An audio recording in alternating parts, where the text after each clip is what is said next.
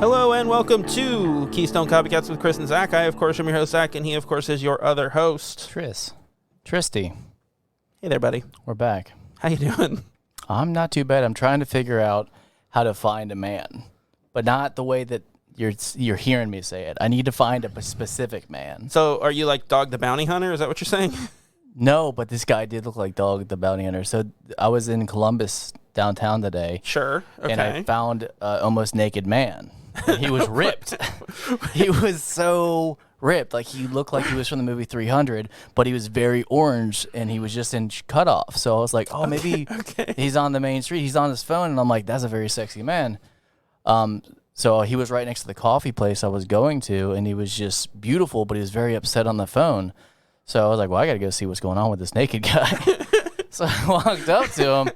And I'm like, maybe he's filming a movie up there, but then now he's got to cry outside or something on the phone. And I just hear him go, I don't care if I'm sober or not. I was great to you no matter what. And I'm like, well, that guy's not sober at all.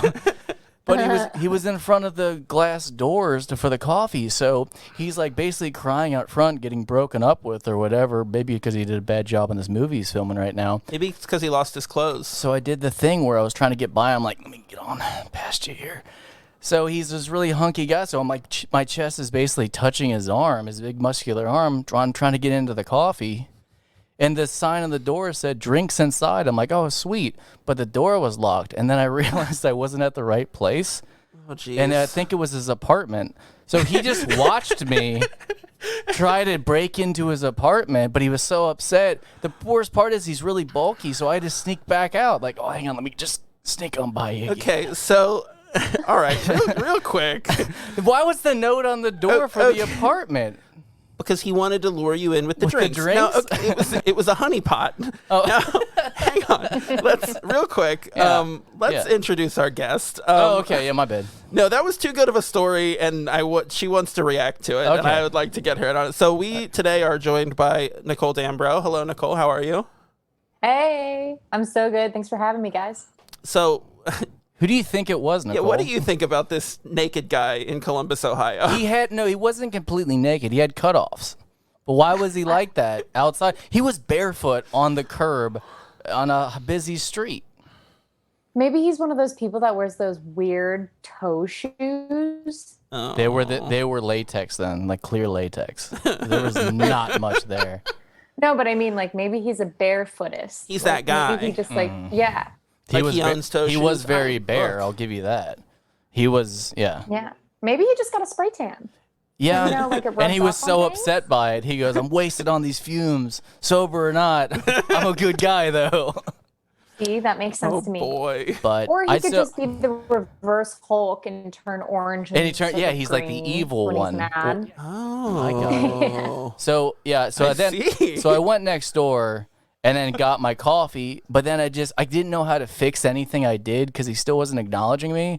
So I just raised my coffee like, hey, cheers. And he's still like, I don't understand. I hope that he thinks later. You're mocking him. After he, because he can't lift his arm because he's so strong. Oh, boy. But I'd like to think that later after the breakup's all done, he's like crying his pillow and then he stops it. He's like, what was with that plumber trying to break in my house today? Like it just all of a sudden floods in and hits him. Yeah. So, that's so welcome, Nicole. Joys of being single. Yeah, there you go. Yeah. That's what living in Ohio is like. I was wondering what it's like dating there. Yeah. Yeah. It's weird. It's weird. I'm not going to say it's normal. It's pretty weird. Yeah, we have our Marvel. It's discount Marvel. Yeah, discount Marvel. Cosplay. We got the same thing. Yeah. Just different. Cosplay is cosplay no matter where you go.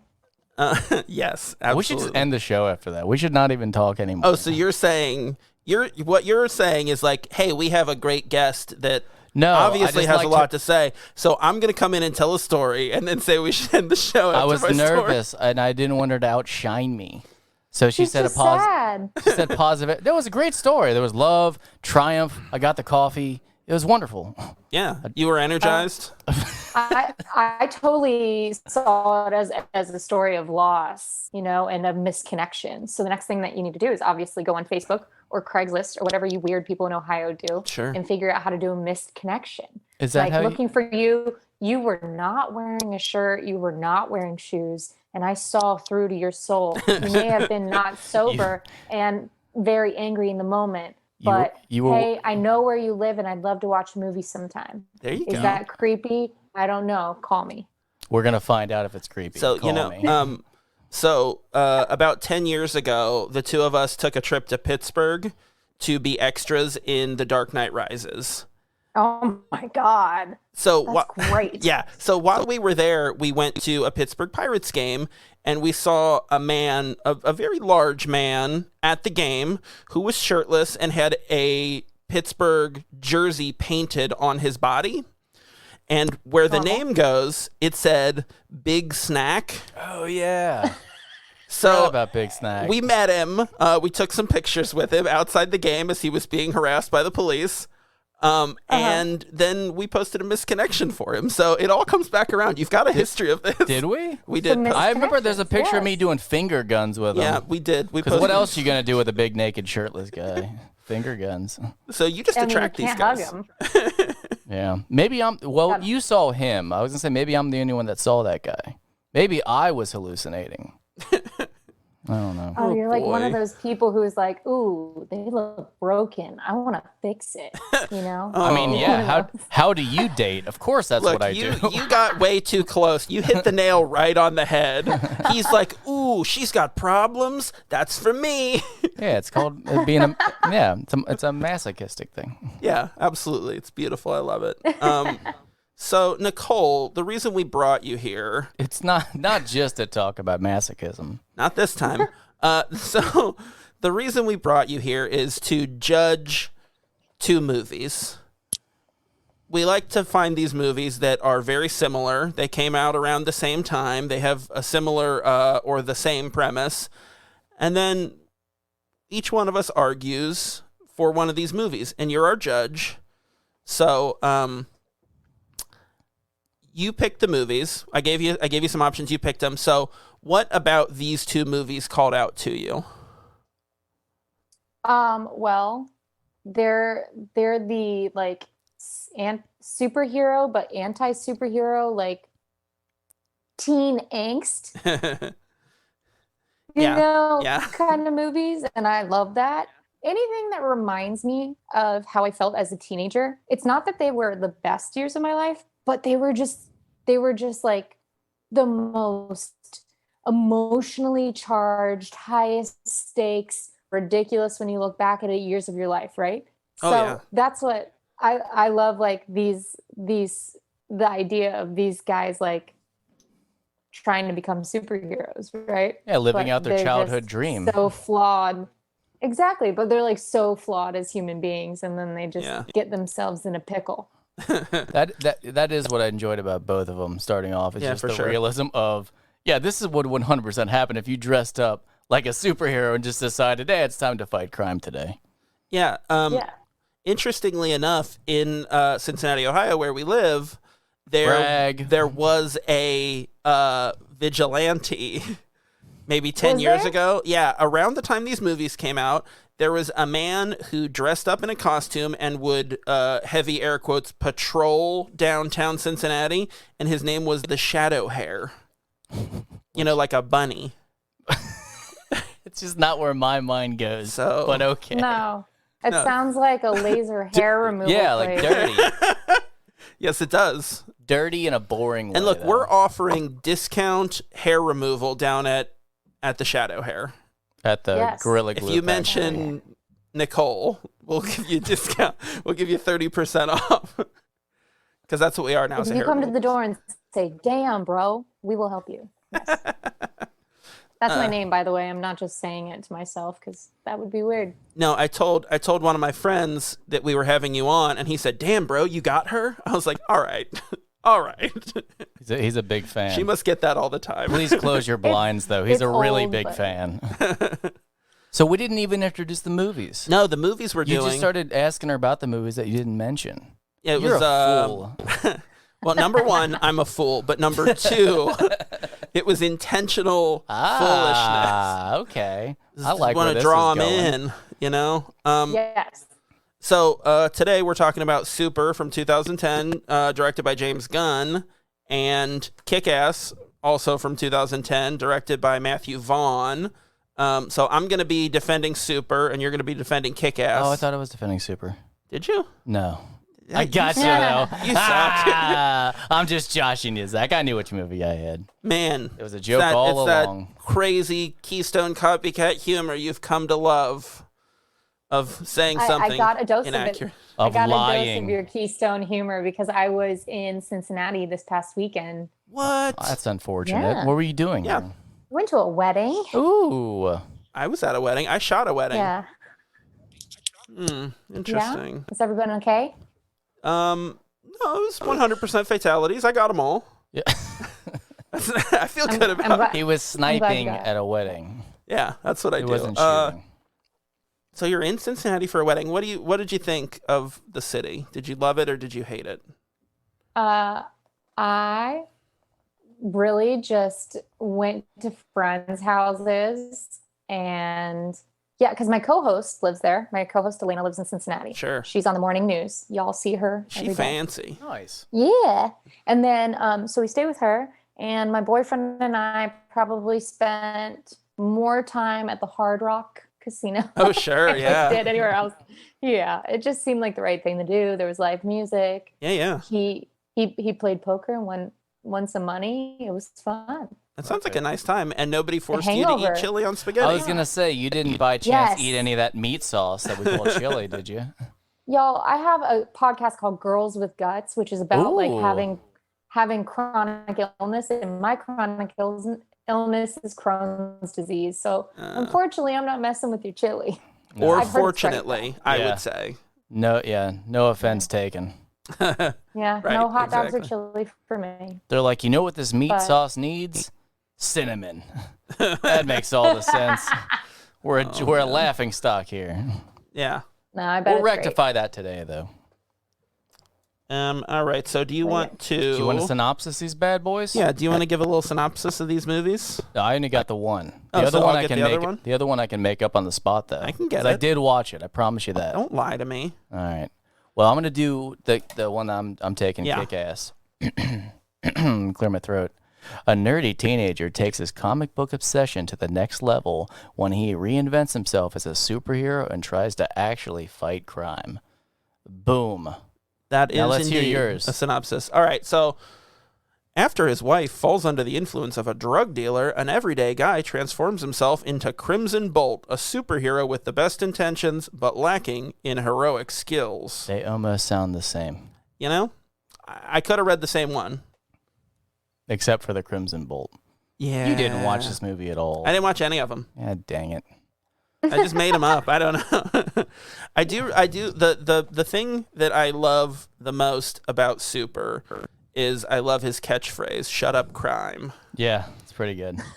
I mean, do we just jump into these individually, because I want to talk about that wrench? Because what a gorgeous weapon!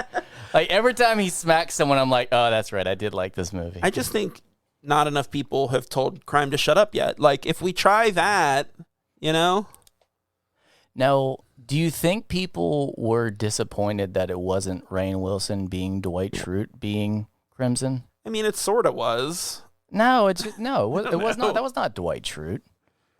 I You think know. that's what the audience was expecting, though? Because this is the first movie. Besides, what was he in? Juno as the clerk. Yeah. This is the first movie Yeah. that he was in after The Office.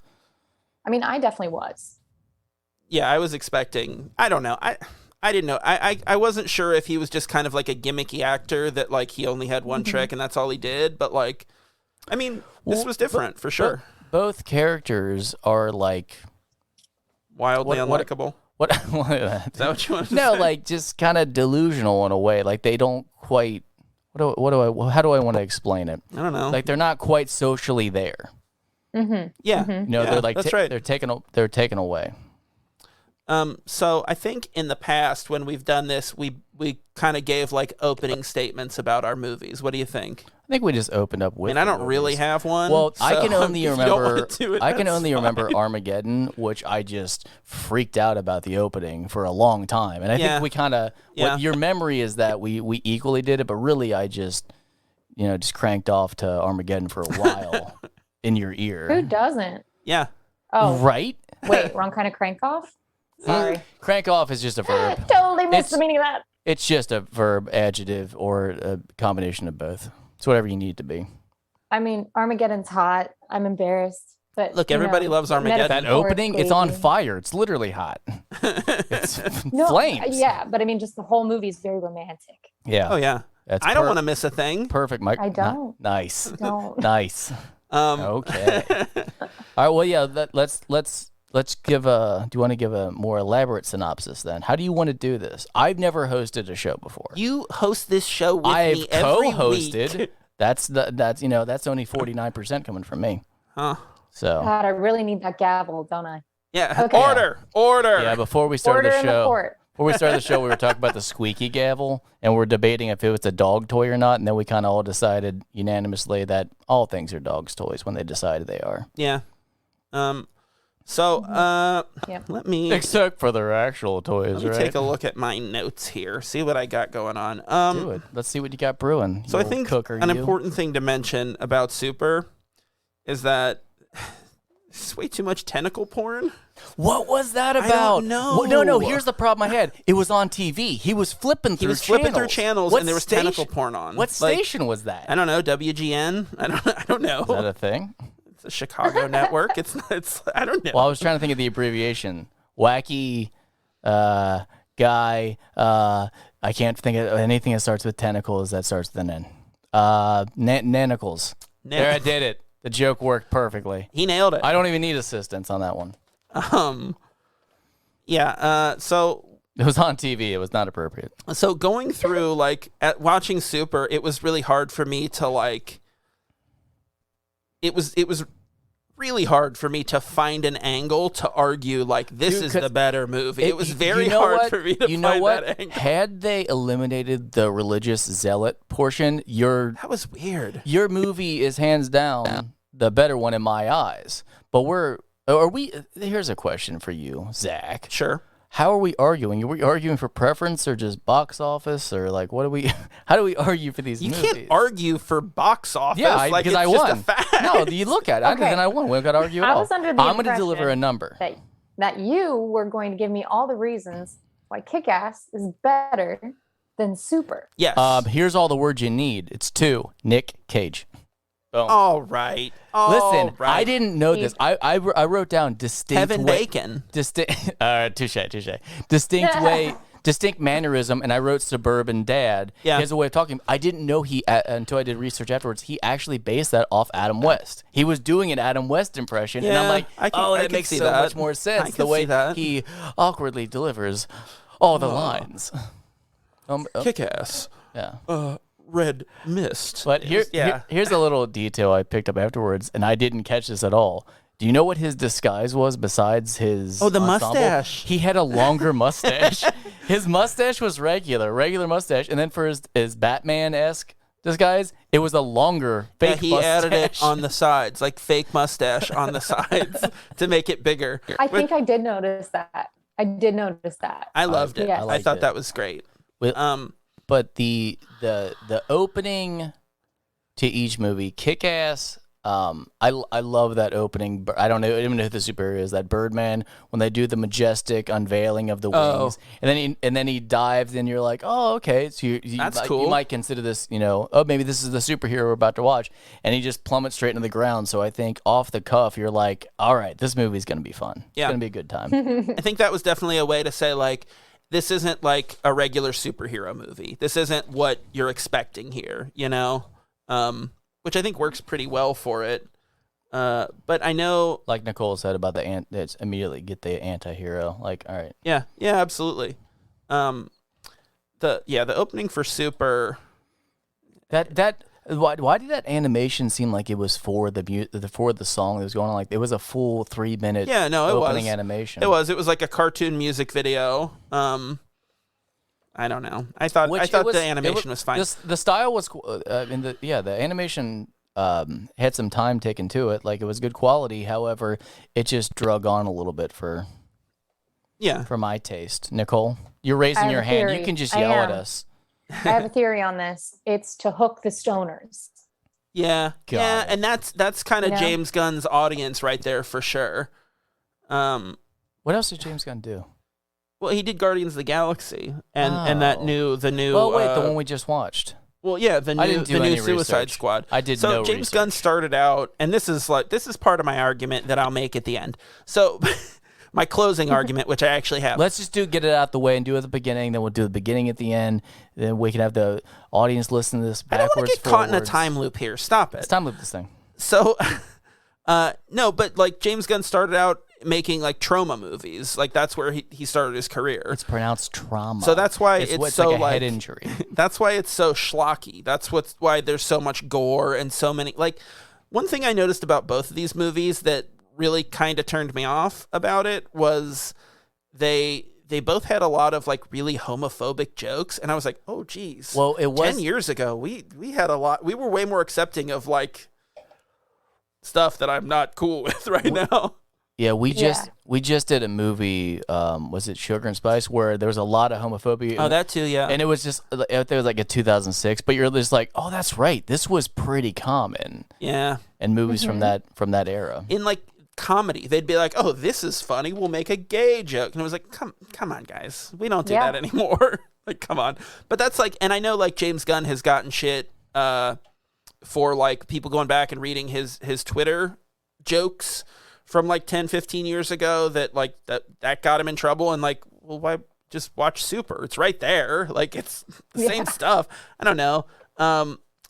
Another thing that struck me was like watching Super. I thought like Rainn Wilson, his character, Frank, he seems like a Tim Robinson character, like from a I Think You Should Leave sketch. Like he just does not seem like a real human. He's so awkward. He is. Yeah, but once again, what was Super based off of a comic as well, like Kick-Ass? It was not. Kick-Ass was who wrote? I lost who wrote it. I can't remember. The author. Oh, the author wrote it. Yeah, I cracked the case. It's I'm gonna look, and then I'm gonna cut this Here, out. Nicole, guess the first name. I'm gonna guess the first name, and we're gonna see how we're gonna do Price is Right rules with the alphabet. I mean. I know, right? I got cross-eyed too. I didn't know how to handle my comment. I'm still going with Devin. I'm going Devin. It was Mark Miller. Yeah, I was close. It was Mark Miller, who's a great comic writer. So I remember when Super was about to come out, I remember hearing an interview with James Gunn on a podcast, and he had talked about how he had worked with Mark Miller on something. I think there was kind of like a subtle implication that maybe they had worked on something together and Mark Miller went off and made Kick-Ass. Like, I don't know. But like when I tried to look it up, I was like, there's nothing really saying that it was, someone stole anything, but that was the tone of the interview when I heard it. How interesting. How close were the movies together being made? Same year. I don't know. I think mine was April. Let's see right here. They switched IMDb around, and now all the stuff is weird. Well, Kick-Ass had trouble getting made. Vaughn actually made it independently after he got rejected, and then after it was done, I think he sold it to Universal for a lot more money than he was expecting. But apparently Vaughn took quite the chance on Kick-Ass because no one wanted to adapt it. I guess, at the time, like R-rated superhero movies just weren't. Yeah, it wasn't a thing. They were all for kids. But yeah, like looking at like Matthew Vaughn and what he went on to do. Some of the Super June 10th. So some of those like action fight scenes are really, really good, and like it definitely sets up stuff that like you see in his later career, like. It definitely was reminiscent of that great scene at the end of Kingsman in the church where Colin Firth is fighting everybody. But that style of like action directing, it was like he had it really early on, like you could see hints of it, which I thought was really great. So I'm gonna, and this is just for a portion, Nicole. How did you feel each movie handled the mimicking of the comic text when they would do like transitions, like they would have the font pop up. You know what I'm talking about? Yes. How did I think they handled it? Each movie to the other. Because Supers, I felt, was kind of random, where Kick-Ass was more like it was part of each. Deliberate. Yeah. Yeah. It was more structured, I guess. Yeah. I'm not fighting for Kick-Ass or anything, but I kind of am. Wow. Yeah, Kick-Ass, it seems like it was kind of part of the plan all along, whereas in Super, it seems like maybe it was an editing afterthought, that they were like, oh, actually, this does look really good. Oh, what if we did this? Yeah. There is some criticism on Kick-Ass that it didn't know what it wanted to be, and I would argue that, like, no, I think it's clear. It's like it's just a boy in high school. I'm sorry, a young man in high school who's living out his fantasy, but also just trying to. Like, it's a very odd time for him being in high school, and it was for everybody. Yeah. Where I'd hold a strong argument if it wasn't for Super, which kind of just knew what it was. Like, I think from the start of the movie, you know that this guy loses his mind. He has what do I want to say? Unconventional behaviors, and throughout the story, it's like he never really improves. Like he says, "I'm gonna go save my ex-girlfriend," and he never stops. And all the lunacy that happens, you're like, yeah, we were kind of promised that. Where Kick-Ass, it's a little more, oh, he's gonna fight crime. Let's see if it works out. Oh no, he got beat up. Oh, he's gonna try it again. Oh, he got beat up, but now he's kind of a hero. Yeah. So I think they're both underdog stories, but like. Super does not take a single step out of its way to make the hero likable. No, not at all. It's just he's unlikable the whole way. He's basically an incel who has these fucking delusions about like demons and stuff, and he keeps saying, I've got to save her. Even to the point where like early on in the movie, he goes to the police and says, they took my wife. And the cop's like, okay, so they kidnapped her. And he's like, no, all of her stuff is gone. And they're like, well, she left you, man. Like, that's it. And like, it's just this loser who can't accept that his wife left him, so he decides to straight murder people with a pipe wrench. Yeah, it jumped dark right away. Now, I think they did a brilliant job with Elliot Page, though. Oh yeah, like Elliot I Page just was like great. the whole. I watched this a long time ago, probably a couple years after it came out. And when she comes back on, I was like, oh, I forgot she's in this. Or I'm sorry, I forgot he's in this. And then the entire time he's on screen, I'm like, oh my god, he's so good. No, he's so good in it. Yeah, just bouncing around, and I'm just like, I forgot how attracted I am to him. Like, he puts on the outfit, and I'm like, okay, all right, this is an horror movie. We might see something. But no, that scene, and the one with Liv Tyler, I'm like, they didn't need to include these. No, it was way too. Both of them, like, I don't know which one was worse, honestly, because they're both crying out no. And I'm like, this is beyond sexual assault. This is now an attempted rape on both parts. And I'm like, oh, you went a little too far. Like, just trying to coast through the. I assume that was scripted on both. Yeah, I believe so. I mean, I'm sure. on Elliot's part, I'm like, oh, they just wing it, but whatever. That'd be wild. Yeah, his energy just like bouncing all over and like, yeah, let's do it. It's like, so you kind of when they like first interact, you kind of expect like, oh, this character is like knows the comic books, works at the comic book store, and like they're gonna like help guide him in his journey to be a superhero. But then it's like, oh no, man, this guy, he keyed my friend's car. We gotta go. And it's like, oh shit, this is insane. No, you realize that he's just as much of a lunatic. Like, you but can in a see why different they way. pair up. What was Bolte? Bolte. That's Talking what it about was, Bolte? That was the sidekick. Yeah. So yeah, and I think that when he's in line waiting for the movie and hits that guy just with the wrench because he cut in line, I was like, oh my god, what is happening? Well, yeah, nothing he did was really justified. No, like, none of it was. It just goes back to they weren't really trying. No, he was just like, oh, this is what you do. You go out and brute force, like, just do this. And like, so I think part of it is that, like, Kick-Ass, like, tonally was knew what it was. It was intentional, like Nicole said, and it was very, the tone management of that movie was done, like, excellent. It was, You know, it catered to the traditional good guy, bad guy. Yeah. Even if he is kind of a loser. Yeah.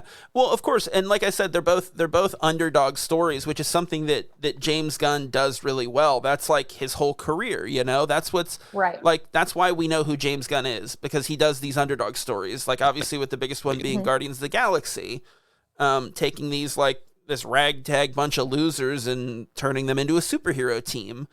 I know I'm gonna call your favorite part in Kick-Ass. Okay. And it's, you know what it is? It's Deathly Hallows. It's the animation that Nicolas Cage. Oh, that was really good. That he narrates. Yeah, that was really good. You know what I'm talking about? Yeah, where he was like the comic drawings.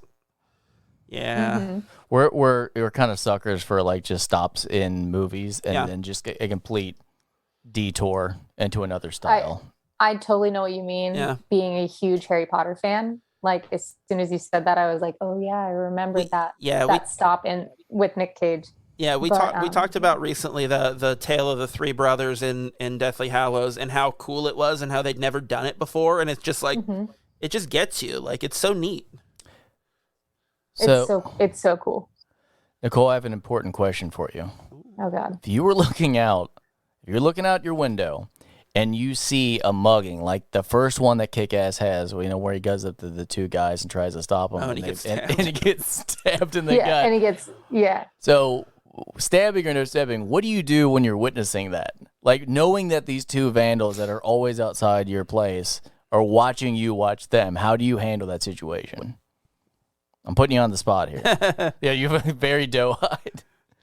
There's a pane of glass in between us. And he's got a knife gun. There's scissors nearby on my part. But no, I don't know. I live in LA, so I feel like this is a question I should have too close to home. Yeah, a little too close to home. So, okay, let me ask you this. Have you ever been in a situation where you've had to call the police because you saw a crime being committed? Yeah, on my own car. Oh, geez. Yeah, I was the victim of road rage, but it was in a garage in Santa Monica. Like the place might as well be Disney World. Why do you need to get aggressive in Santa Monica? There's a Ferris wheel about just go look at the look at the beach. Like go hang out on the boardwalk. Yeah, but some guy got out and he started kicking my car and he was like, "Get out and face me like a man." And I just cracked my window and I was like, "Sir, I am very much a small woman. I will not be exiting my vehicle to talk to you about how I pulled over to answer the phone." At first when you said... but yeah, I called the cops and... Go ahead. At first when you said garage, I was thinking your garage. And I was like, whoa, are you taking a bad phone call? And you're like, oh, I'll pull this car into the side of the road. Like... Oh, sorry, I know yours was a real situation, but I just kept giggling about it. Like, that'd be silly. It would be silly. No, that would really be upset. But I called the cops and they're like, "Cool, someone could be out in like an hour and a half. Do you want to wait, or like otherwise we're not going to do anything?" And I was like, "And you're like, what do you mean? Do I want to wait?" He's dangerously driving, like raging in his car. Like he needs to be pulled over before someone else gets hurt. He could have hurt me. I don't want him to hurt someone else. The dispatcher basically started the sentence with, "Listen." Yeah, exactly. Exactly. And my friend got mugged 2 weeks ago, and they said the same thing to him. They were like, "Cool, do you want to file a report?" He was like, "What do you want us to do?" You know, the most upsetting thing is like this is the justification for why people should go rogue and be superheroes, because clearly there's a lot of crime. And I think we don't even release this podcast because now we all have these are our secret identities. Look, do you want to start a superhero team? This is what the phone call is really about. You want to make a click. Yeah, this is our Nick Fury recruiting you. You can be Superman, Zach. You're Aquaman, clearly, but not the cool one, not the mimosa one. Or what's his name? Yeah, Orange Mimosa. Is it gonna be a problem? Is it gonna be a problem if I take a lot of naps? You're Catwoman. No, it's encouraged. You're Catwoman. Yeah, you find a square of sunshine and you take a nap in it. And I will be Mr. Fantastic. No, stop it. Quit ripping off Norm Macdonald. Rest in peace. Yeah, no, so what made me think about it is I had to call the police once. I was with my wife. We were going to a party on Halloween. It was about 10 p.m. We're stopped at a stoplight, and I look over, and in the parking lot of a tire discounters, a man is beating another man. And I was like, what the fuck? And I called the cops. And I'm like, hey, I'm on this corner. There's this dude beating the shit out of another dude in the parking lot of tire discounters. They're like, all right, we'll send someone. And I'm like, cool. And I just left. Like, I drove on. Like, the light turned green, and I went. But I was like, man, I wonder what happened. Yeah. We had if they ever came. We had a running joke that Zach was always parroting the guy's voice. He's like, it must have been over the tires. He's just beating him like, give me the tires. Like it was a tire mugging. Yeah, that's a normal thing in Ohio. Tires. Tires are expensive, man. Tires are like gold here. I don't have fun ones. Mine was like I called the cops about someone doing heroin in my basement in my apartment. Oh. And then he let me be his backup because I was like, you need some backup? And he goes, you can come down. I was like, oh, okay. I'm like, well, I don't have any weapons. So I just stood there like mean mugging with my fist like, he's like cross your arms like, sir. Yeah, like don't do heroin. Like I was an advocate. You gave him a dare lecture. Yeah, like that's all I was. I was just a grumpy dad like, don't do drugs. We've got children. That was here. my weapon. It was knowledge, influence. And the guy was like, I like it, though. No, he was like, you called the cops on me? He's like, bro, I would have hooked you up. He was like, I was trying to do heroin on that mattress down there, man. He's like, if you didn't want me to do heroin, why'd you leave a mattress for me? I did take the mattress out after that. No more heroin. Oh, man. Cincinnati sounds fun. You know. Oh, yeah. We got chili. We got heroin. Whatever you want. Sometimes you get mugged in your friend's parking lot. Yeah. The end. Sometimes. That's what happens. Roll credits. Yep. That's it. And that's why we need to paint a pipe wrench red and start viciously beating people with it for minor infractions. Well, what would be your weapon of choice? If you were a superhero. I mean, the wrench. Any weapon. The wrench. We gotta go back to that. You can't go too far. Oh God. Excalibur! A sword. Okay. He gets to pull a sword because we're in his office and he thinks he's all high and mighty. You know who has one sword? This guy. You know who has two swords? The other guy. No one knows which one you're talking about. They probably think I have two swords. Deliberate. It was deliberate. 2 swords, 2 hands. So power move. The reason that I have a sword on my wall is that we did an episode about Army of the Dead. And when deciding what weapon I would use to fight zombies, I said I would use Excalibur because then I would also be the King of England. So now I have it, and I am officially Nicole, the King of England. What you need to know is that this guy's a dreamer, and he lives in dreamland. And a king. Also, he has mental issues. In dreamland. Look, you didn't need to kick me out of your basement. I was just doing heroin. I'm still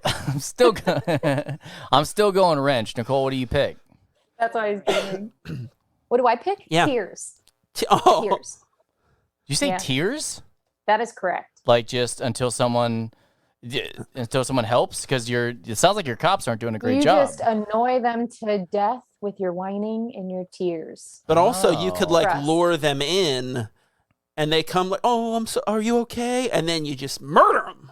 You pull out Excalibur. Yeah. And you do your kingly duty.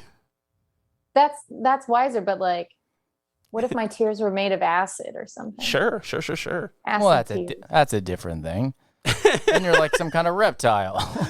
You went from crying and emotionally impacted, make him understand that what he's doing is hurting people, and then you're like, or I shoot acid. I don't know. But also they're acid. I don't know. I like it. Was standing behind the tears until I felt like you kind of made me feel like, oh, maybe this isn't good enough. Whereas I thought that it was kind of clever. But it was. I was about to start crying because it's contagious. Look, no, I'll give you I back background on it. And I wouldn't be able to rob anyone tearing up like that. See, exactly. Okay, so I could definitely hit him with the wrench. I didn't call the cops, but when my boyfriend and I were living downtown, we lived near Skid Row, and I would get followed home occasionally, and it was very scary area, but such a cool area, but very scary. And this one time, this guy was like, "Give me your money." Oh, but he was like, "Just kidding, ha ha ha," and then he was like, no, but seriously, give me your money. And I looked at him and I was like, dude, do I look like I'm carrying cash on me right now? Right. I was just carrying groceries. What a and weird... he was like, yeah, you do. You do look like you have money. And I was that's like, a compliment. Listen, I am babysitting for this family and they pay me under the table. So I can't even get a tax refund or any government benefits to help me cover the surgery that I have to get for this intestinal issue. And he's like, oh, but you could just go on like workers' comp. And I was like, I don't pay into the government. How am I supposed to get workers' comp? And I just like egged it on until he felt so bad for me that he left me alone. So you reversed it because not only was he Yeah. trying to get your money, he was trying to waste your time by doing a really bad joke. So in the end, his you way of, his way of breaking the you ice spun it on him. and then intimidating. You spun him like a top. Yes, I made myself so pathetic that he was like, I just don't want to deal with her today. Oh, that's my weapon. Play dead. Oh, yeah. Ooh, I So like you're that. a possum now. Oh, Look, possum. So I think that you have to refine that technique to the point where, like, not only is he not trying to take your money, he's giving you money he feels now. so bad. He's like, oh, I'm so here. Take it. I got a couple bucks. Like, just you need it more than I. Someone else's purse. He gives it My to weapon me. is pity. I like it. All I right. think it's a great plan. So that's where my mind was when I said tears. I was like, This worked for me once. it Interesting. worked for me once. What if it was a superpower? Kind of like, have you seen What We Do in the Shadows? And Oh, they're yeah. energy No, I've vampires? not. Oh yeah. It was recommended to me, though. Oh, such a good scene where he's an energy vampire and he meets another energy vampire in the same office, and he can't have two because they just drain everybody and they won't have anything to feed on. Oh, gotcha. So it's hilarious. Like They just have dentists, because they had great teeth, and they're like, "Well, I can't work on you." He's like, "Well, I can't work on you," and you're like, "All right." I don't think that's a good analogy. Well, hang on, give me a second. I'll think of something else. Podiatrist. Watch it. Podiatrist. yeah, you're because he's got good great feet. You got and great the other feet. has good feet. Or, yeah, no, diatrist. or a Secretly creating a porn industry for pedicurist. feet? What's a pedicurist? That's a thing? That's a thing. yeah, they give pedicures. Or a feet guy. I don't. Why did we go down this path with the feet? She told me. She said, "Come up with analogies." Let's dig ourselves out of that hole. Let's try Yep. with our feet, Because once and then you- we'll go get once you pedicures. go down that dark tunnel, a lot of people don't come back out. Yeah, yeah. So Well, this is the #1 foot podcast, so So I gotta say, if you had to, and I know they're kind of different villains, but if you're going Kevin Bacon, yeah. or why can't I Mark think of his name? Strong? Mark Strong, for these two movies, which one are you picking? As far as who's the better villain? Because Mark is more the traditional. He's a gangster, but he's got a likable quality to him. Sure. Where Kevin Bacon is just so great from the eggs thing. Yeah, the guy with the eggs. But he becomes more just disgusting overall because who he is. So he's got that hook in the beginning, but Mark's the more traditional, but he's a little bland. Now, the death scenes that happen with his henchmen are great. Leading me. Yes. Oh my gosh. Don't yes. let him Those lead you. That make the movie. But I'm staying non-biased. I'm just giving opinions on both sides. So okay. Whereas I agree with you on that statement about him being kind of a bland villain. I think he did it. He exceeded expectations of. He was a great bland villain. Great traditional villain. Well, You he's normally say- so ruthless when he's a villain. I'm so sorry, go ahead. you say bland villain, but I think that it's really about the banality of real world Spell it. evil. You can't say words unless you can spell them. I can spell it. Get out of here. So it's about the banality Mm-hmm. Is that like baloney? of real world evil, because Mark Strong is this cartoony, comic book villain. He's the mafia boss. Yeah. Kevin Bacon is this scummy, shitty drug dealer who, like, I don't know about you, but I know, like, I've known shitty dudes like that. And it's like, yeah, those are the people who are really, like, actually bad for our society. Yeah, like probably trafficking young girls on the side just because it's like, well, that makes $1 too. Yeah, because why not? Yeah, yeah. No, F that guy. Now, I don't know Kevin as well as maybe some LA types. I'm not a big fan. I'm no big fancy. But did you not just kind of feel like, and I know I've used this joke a couple times, did you not just feel like maybe they didn't give him a script and they said, Kevin, we just go be yourself? There was a little bit of a like, at first he was being a little charismatic, then the rest you're like, are you just on an autopilot with this thing? Like, you don't seem like you're doing much. Seemed like they're just filming you, Kev. I call him Kev at this point because we're pretty close. Here, I tried to touch you and I missed. I tried to touch you and I missed somehow. Come back. I don't want to be a part of this Come anymore. On. No, this is how you get someone on your side when they're kind of like you're losing their attention. You touch them a little bit. Hey, come back here. It's an audio medium. People can't see you touching me. His face does it for him. They can feel. Like they can hear the pressure that I'm building up in this room. Yeah. You think Kevin Bacon? BOLOGNA.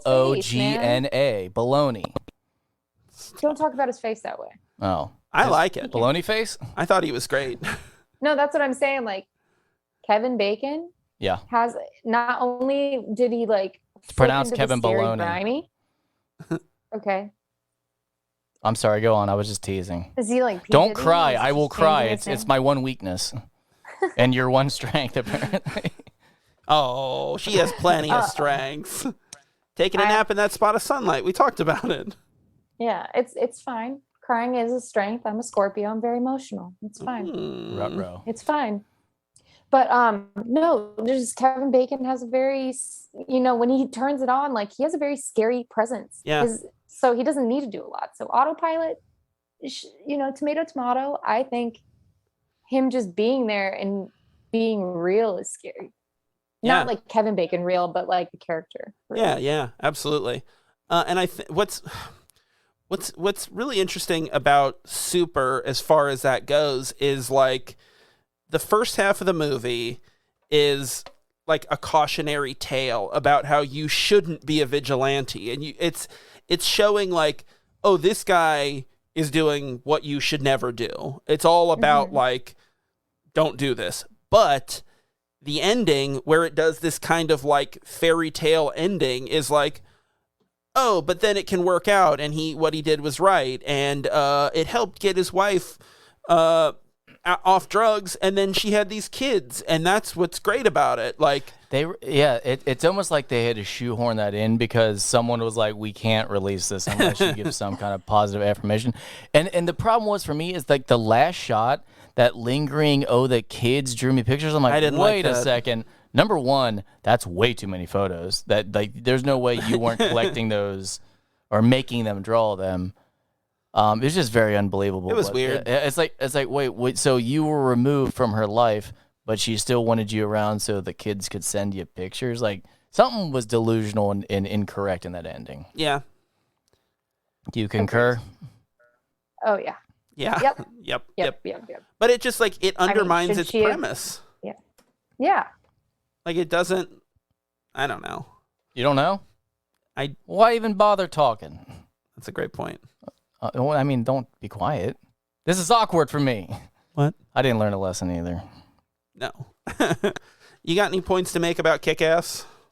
Me? Yeah, you. Oh, yeah, I got some numbers. Job. I got some numbers for you. Do your job, sir. If someone's paying me, that'd be awesome. I think it's my volunteer. That's what it is.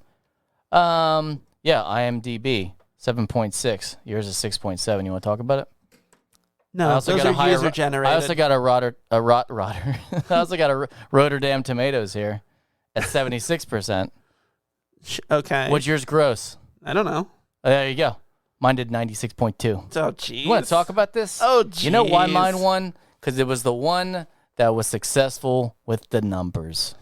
Let me ask you a question that Kick-Ass made me think. To? Both of you. Okay. I'm interested. So, why is Batman so against guns? It depends on what movie you're talking about, because sometimes he's not. Because he's got bigger toys to play with? But he's so, like, against using guns, like, his whole character is like, no guns. And, like, but it's just a tool, man. Like, just because your parents were killed by a gun doesn't mean you can't then use it. Once again, it depends on what version of Batman you're talking about, because multiple ones are using guns in the Batmobile, and even Dark Knight, he used a gun to replicate the bullet. He's still technically using a gun, so he's not against it. He's not against the gun. It's just he just says that he's against. He's a liar. He's the world's greatest detective. The way you got to detect is to mislead people sometimes, and he's lying to us to mislead us. You were fooled. That's for damn sure. I'm still fooled. You're a fool. I'm still fooled. I don't know. What's your take, Nicole? Why is he against guns? Well, maybe he just says he's against guns, but then uses guns in the same way that I say that I don't like donuts and I won't eat the donuts, and then I eat the donuts. Oh, you gotta eat the donuts. You have to. You can't not eat all the donuts on the legally on the planet. So good. Oh, that's a great point. Can I go back to another Batman version? Sure. Adam West was against guns. He was all about dancing. Yeah, but he would lure dance them in. The thieves. Oh yeah, he would. The only thing they could fight him off is with guns. Oh, jeez. That's sexy silhouette dancing. Yeah. Oh, brother. What made you think of that, the gun thing? Is it because of Big Daddy, he loved to use guns? Yeah, no, because that's the thing is Nick Cage, his character, Big Daddy, is all about, he's basically like an analog for Batman in this story, and, he's all about guns. Uh-huh. Which, it seems really effective, I don't know. He's getting what he needs. So I'm gonna defend both movies here and say that they did do the comic stylized gore, very heavy, but I think that's what you wanted. Yeah. In these films. Also, go ahead. Oh no, go ahead.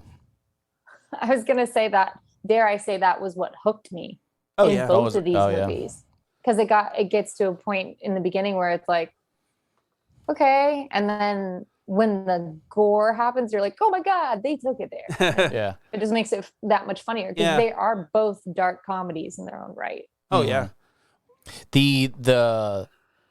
I hated this, but the POV scene in Kick-Ass, the video game shooter style night vision thing, I'm like, that was a good addition for this audience. Once again, I didn't like it, but I think Well, then it must be a worse movie.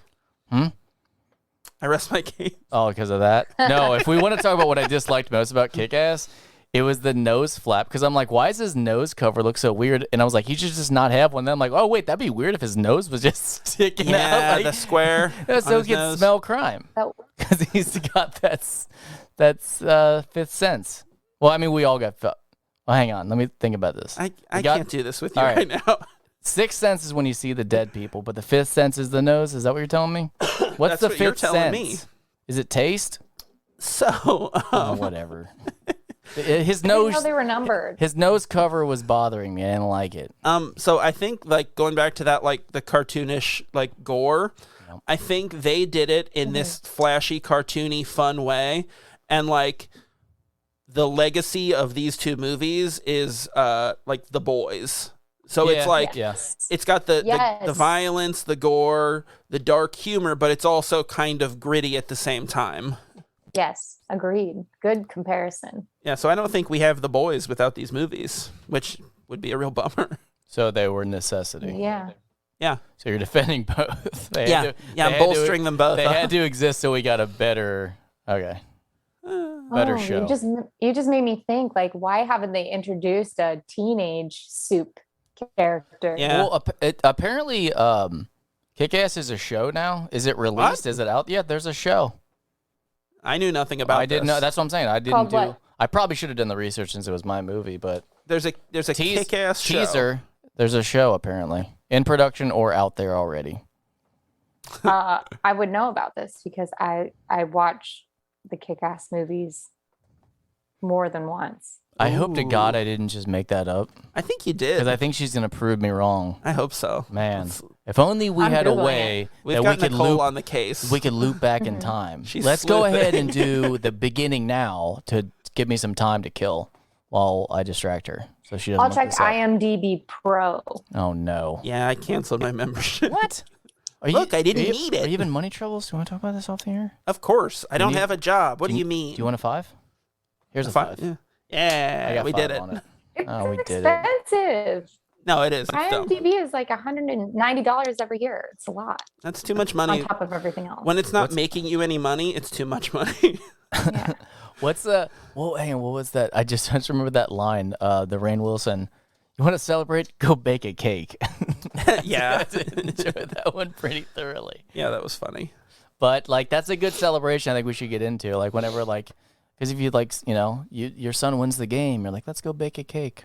It's too wholesome. What? I don't like it. I don't like the idea anymore. Okay, we both have sons. Have you ever baked them a cake when No, they did something well? I buy it from the store. We get it. You're rich. I'm a married. I have the 5. You don't have the 5, but I got the 5. I just asked if you wanted this 5. I'm gonna go buy cake with it. All right. Do we have an update on the Kick-Ass TV show? Does it exist? She wasn't looking at it. According to Wikipedia, We got some good facts here. Hit Girl and Kick-Ass is a British-American media franchise based on the adventures of real life. I don't know. I'd tell you the rest, but I turned off my internet so we could have a better signal for this. And a sacrifice was and we worth appreciate that. Sacrifice was needed.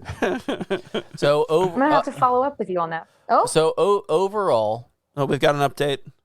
hang on, internet's back but it on. began in But we're gonna 2008. lose her.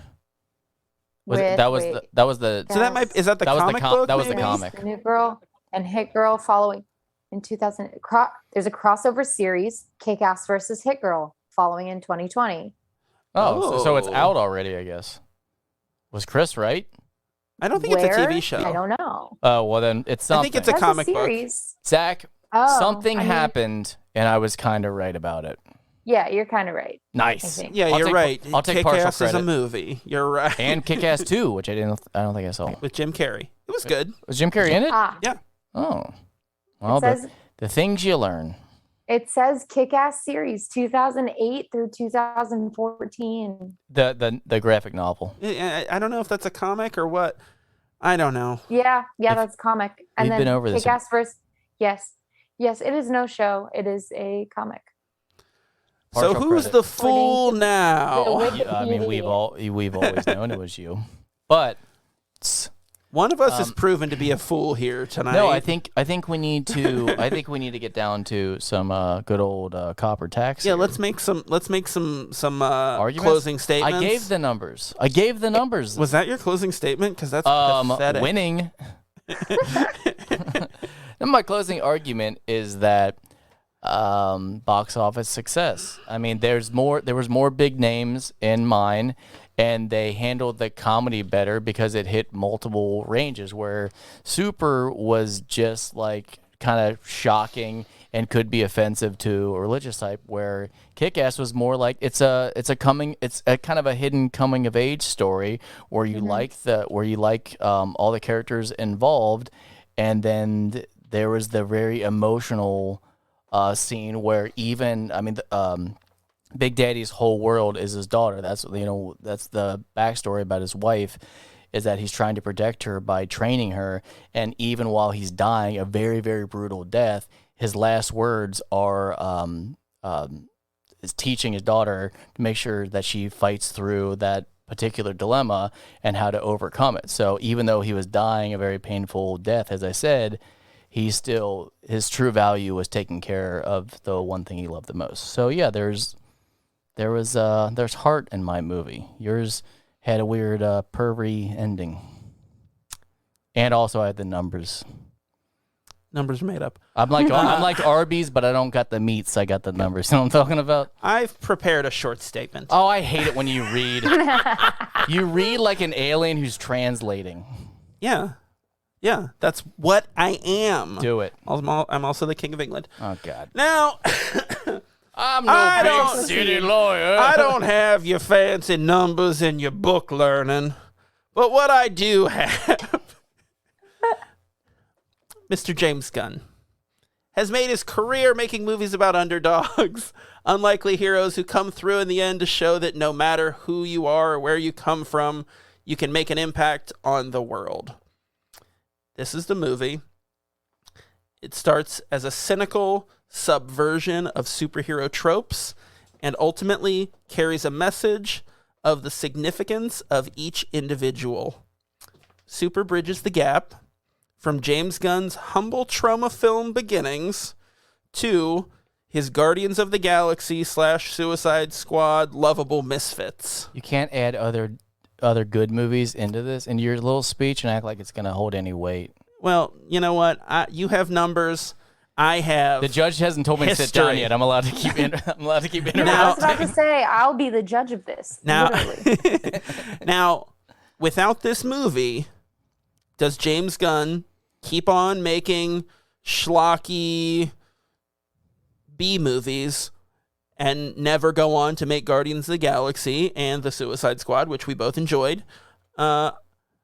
I think it's very possible that he doesn't make these movies that have impacted us. Are you doing a butterfly effect? That's exactly right. He's got a point. I rest my case. Oh, now the judge has to deliberate. She's got to give her final judgment on us. Do you want to recap how you felt about both movies? How I felt about both movies? Yeah, if you want to, you don't got to. Yeah, you can weigh in how you feel about the movies, our pros and cons. Wonderful or thrown together arguments. Yeah, mine was from the heart. Yours was a lot of other people's thoughts that you pulled offline. Other people's thoughts. I mean, here's one thing that I will throw out there that I don't believe was fully fleshed out or mentioned that I was really looking for. Ooh. As a judge in both movies. By negating this fact, I feel almost compelled to rule in favor of one movie's argument over the other, because that's what we're doing here. Because I'm judging arguments, not the movies themselves.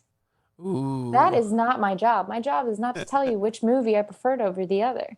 Sure. That's not why I'm here today. Oh, I didn't know that.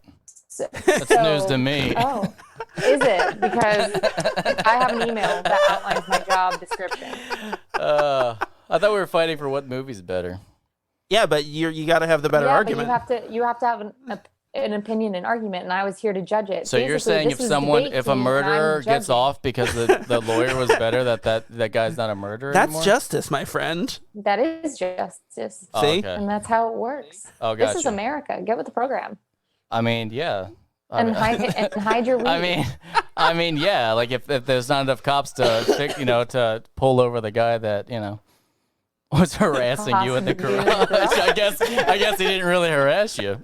All right. He's gonna keep laughing about the garage because he's still imagining his garage and not a big multi-storied garage. I do like the idea of the single garage. What's happening in here? I don't even know what that is. All right. I won't probably have one for a few years.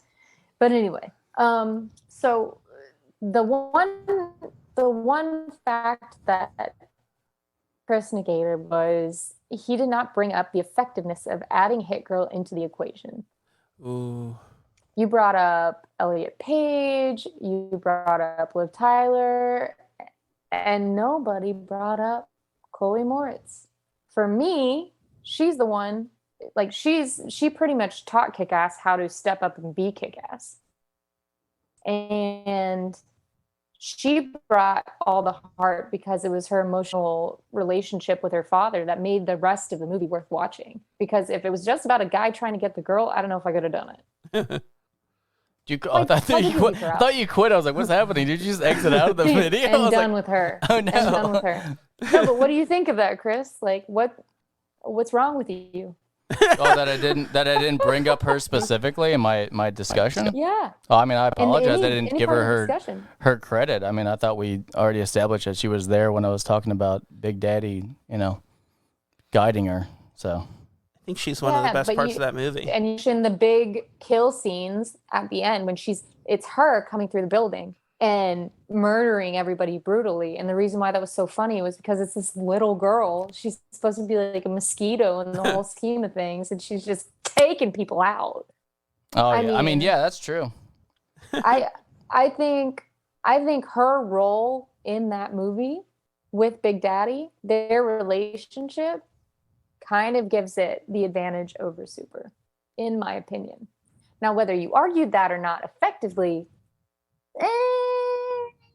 I'm gonna bust your nuts a little bit about it. I mean, bust away. But yeah, I mean, if I have to give an opinion on which one I liked better, I think overall that relationship between Nicolas Cage's character and Chloe Grace Moritz's character and how effing brutal she is, and just how dry she is compared to how like goofy we've got. Kick-Ass is like, yeah, I want to get the girlfriend. I'm a nerd and I get beat up. I'm defending myself, and then you've got her and she's like, she's got the, I don't know, the little kid superhero. Yeah. So, I mean, her and her dad, I mean, they pretty much carried the next leg of the franchise too. So it's like, I came back to watch God, I don't want to say it's a horrible movie because it's not. It's just not as good as it doesn't live up. 2 is not as great as Kick-Ass 1. But I mean, it made me come back and watch again, and there's not a Super 2. Yeah, that's true. So what I'm saying is, here you go. I'm doing your homework for you. Well, I appreciate it. I still accept my C minus just fun. You came to the table with numbers. I didn't have any numbers. And numbers don't lie. So, I mean, yeah. But yeah. As a judge, I'd say it's that for me. I think we all agree that Kick-Ass is the better movie. No, I was about to go into it and say that, but ultimately, like, I would never watch Kick-Ass again. Oh, really? I'd watch Super again. Really? Yeah. I really don't like the religious aspect of it. Like, yeah. Like in talking about these movies, I have a difficult time fighting for the one that I don't like. Like, that's really funny. I think it's stupid and a waste of time. That's why I don't really put much into it, because I go by what I want to choose. So debate is just kind of foolish in my eyes if you're not really believing in what you're doing. So I'm a very, like, I'm in sales for a living, and like I sell what I like. So I'm very ineffective on selling a product that I don't believe in, and I think that's why people have respect for my arguments, because I'm like, yeah, I'm not going to hide it. Like, if I don't like it, I don't fucking like it. I think it's funny that, like, this has happened before where I'm literally like, I can't fight for this. I don't like it. Well, so in the past when we've done this, I feel like we did Raid Redemption versus Dread. Yeah. And that was one that we all just kind of agreed, oh, Raid Redemption's the better movie. But it's funny because, like, when we did this, I liked Dread. I said you take Kick-Ass, because I thought, like, oh, that's a home run, because I think it's the better movie. I had a hard time finding an argument for Super. I would have taken Super. That's so funny. I literally took, like, limited notes on Super because I'm like, I don't want to talk about it too much. Oh, that's great that we liked the other movie better. I would have dealt more into Elliot's relationship. Yeah. With Rain, and that's kind of why I brought up at the beginning about, would you want to see, was the audience waiting for Dwight Schrute? Because I think this is one of those times where, call it successful or not, it was familiar enough of Dwight, the mannerisms, like, don't, what do you say, like, shut up crime. Yeah, that's similar to what Dwight would do. So it was kind of peppered effects of it, but also it was Rainn Wilson's attempt of moving away. And I don't want to do the leaving Las Vegas because it's not that extreme, because this was his first attempt into film, but it was just this very hit or miss character where you're like, I don't know if the audience is going to accept it. Yeah. And I think filming this, he probably was like, yeah, like, that's why a lot of the dry, dark humor I was dying at, because I'm like, yeah, like, this is my style, and this is probably only going to hit like 50% or 15% of the audience, but I'm like, this is definitely more up my alley. It was literally the religious parts that I'm like, ugh. I could have done without that. Awkward. But yeah, I would watch Super again over Kick-Ass. Man, that's crazy. All right, well, we've done it again. No. No. So, Nicole, you have a podcast, Girls with Guts. Can you tell us about that? Yeah. So, right after the year that I made Groupers, actually, I got really, really sick. And basically my intestines were twisting. Ooh. And it took me out of the industry for a couple of years because we were trying to figure out what was wrong with me. And I ended up getting a couple of surgeries to remove my intestines. And now we figured out that it is Crohn's disease, but I've spent all this time not knowing. Yeah. And I happened to sit next to another young woman at a wedding. We had never met before. She lives in Cincinnati. I live in LA. And she wasn't eating her dinner. And I said, just being nosy, oh, oh, well, do you not like chicken? Like, why are you not eating it? She was like, oh, weird thing. Like my intestines twisted out of nowhere and I like totally died from it. But then they brought me back to life. And anyway, now I can't eat stuff like this. And I was just like, me too. So like weird, right? I was gonna say that's a crazy coincidence. It really is. So how did you crazy? How did you decide then and there? I mean, like you had the same dietary restriction and the same condition, but like when were you just like, oh, we should 100%? Like, how did you both come together and go, we should podcast about this? You know, like that's quite the. Most people would be like, oh, this is a crazy story to their husband at dinner, instead of like we're gonna make a, you know, like we're gonna launch a show about it. Well, basically what ended up happening is like, even though you have the support of your family and the support of your friends, I think anybody who has a chronic illness can attest to this. Like there's only so much complaining and talking that you want to do about it. But when you meet somebody who's gone through the exact same thing as you, it's kind of like your sounding board. It's like another you that you get to talk to. So all of a sudden I've got this gal that I'm texting with who's across the country. And I'm basically asking her like, hey, I'm having this weird pain and I'm throwing up. Like, do you think I should go to the ER? And then she'll like run me through the checklist, you know, and be like, oh, is this happening? This happening? This happening? If I were you, I would go to the ER. You're just, oh yeah, you know, like go check with your doctor on these things and not each other. But here's the thing. Doctors, they're there to keep you alive. They're not there. Like they're there to keep you from dying. They're not there to help you like on a daily basis. Exactly. So she became kind of like my support system, you know? And like when I started getting weird symptoms, I would be like, is this normal? Like she had to get surgery after I got surgery, and she hadn't had surgery in 10 years. And like her scar tissue like caused her to have another complication. So she called me and she was like, oh my God, I have a bald spot. And she was freaking out. And I sent her pictures of my bald spot. And I was like, I got a bald spot after surgery too. Like, let's figure out what this is together and like what to do about it. So through going through these things together, we noticed like this huge gap in information between what the doctors were telling us and then what we were discovering on our own. So you're using each other like sounding boards. That's really... Exactly. Yeah, that's awesome. We started the podcast as a way to kind of introduce doctors and like introduce like tips on healing and stuff for people. But what it's turned into through speaking to people who have different chronic illnesses is it's turned into basically sharing stories of people who are thriving, who are like doing awesome stuff, but also like they got to get over the hurdle of having a chronic illness every day. Yeah. Oh, wow. And then, you know? and so like we're talking to, I was gonna say, and then unfortunately, it is continuous, so it's forever adapting. So it's always just kind of like you're always gonna have like an online feedback section where you're like, you know, you can always sit there and go through and help any new listener that's also suffering from it. So, right. As I said, it's kind of sad, and disheartening, but it is forever going. So, if you the journey doesn't end, I should say. Exactly. It's always an ongoing thing. But what it becomes is kind of an uplifting place where we could be honest about the hard things that we go through in a light manner because they're daily for us. To someone who doesn't go through it, seems probably so heavy, but like to someone who goes through these things every day, it might not be a big deal. Like somebody who has an ostomy bag, they might not think it's a big deal because they go through it every day. Yeah.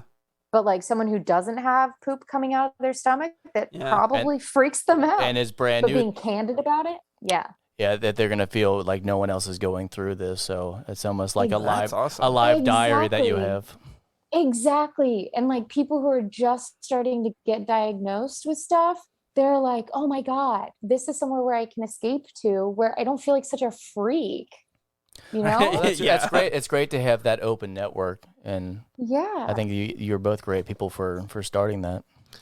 You know, Thanks. I think it's really cool that like our podcasts are so similar, that like you found this friend where like you can help people and be inspirational, and we're just like two dipshits who talk about movies. Yeah, you guys have talk about digestive tracts, and we're over here full of shit. No, I understand. No, I love it. That's so cool. Yeah, that's awesome. So, when does that come out? What day? Oh, it's out, man. No, I mean like what day of the week? When do you what day do you drop? Yeah. We drop on Tuesdays. Tuesdays. Nice. Yes. Yes. That's awesome. So for anybody who doesn't know, which is probably a lot of people because it's not like a huge movie, but the reason that I know Nicole is that I was an editor on a movie that she starred in called Groupers. And it's a great movie. You can check it out on Amazon Prime. And they're doing an event at the CineQuest Film Festival coming up in November. So what are you doing for that?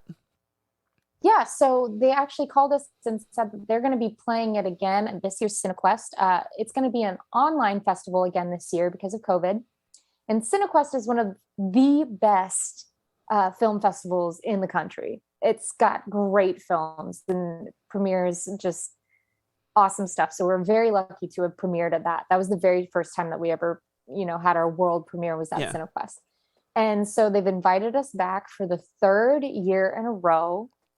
And they're going to have the director, Anderson Cowan, and me on their virtual red carpet to talk about the film again, which is great. Yeah, that's awesome. I'm pumped. Yeah. Well, and for anyone who hasn't seen it, it's a really fun movie, and Nicole gets to play a really like dark, funny character. Like honestly, like the best thing in the movie. Like you're so good at it. Thank you. It's kind of a Kick-Ass-esque situation. Yeah. But except for I'm a bad guy and not trying to be a superhero. Sure. And there's a Chinese finger trap involved. Look, we don't need to get into that. That's another podcast for another day. Exactly. All right. Yeah. Well, this was fun. Yeah, this was awesome. You were great. Thank you so much. Yeah, thanks for having me, guys. Let's do this again sometime. Oh, 1,000,000% for sure. I just tag along with them, so we were kind of a duo at this point. I hold 49%. Next time I can argue too. I like it. Oh, for sure. Yeah.